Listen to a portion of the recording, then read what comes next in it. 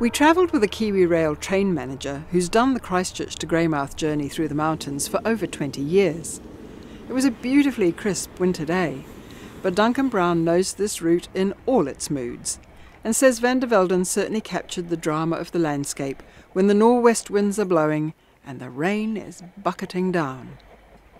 He caught the movement in the river and just the scale of the boulders and the sense that they might start moving towards you at any time. And just that storminess which you can get when the nor'westerly rains come, almost frightening, I'd say. We see the rivers rise very quickly. It only takes 2 hours or so for them to rise. Van der Velden chose to go on his painting trips to the Otira region in winter. All you can say is that he and his fellow artists were intrepid.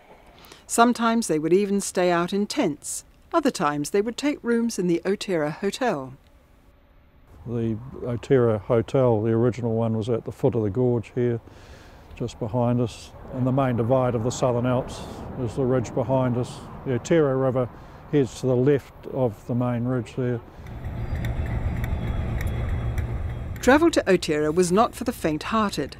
Not for them, the heated interior of the Transalpine service of today. Until 1923, part of the journey had to be done by stagecoach. Yeah, it was a long journey, 2 days at its best, and it could be up to 4 days if the rivers are flooded and the road blocked.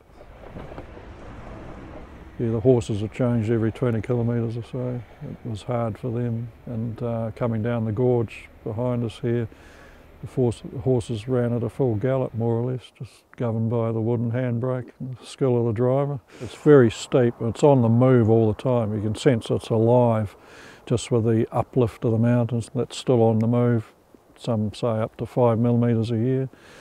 And you got the consequent erosion on the steep slopes, the constant movement and clatter of boulders down the river. The heavy rain when it comes from the west-northwest, which floods the rivers, rips out trees along the riverbanks, moves more boulders down the river.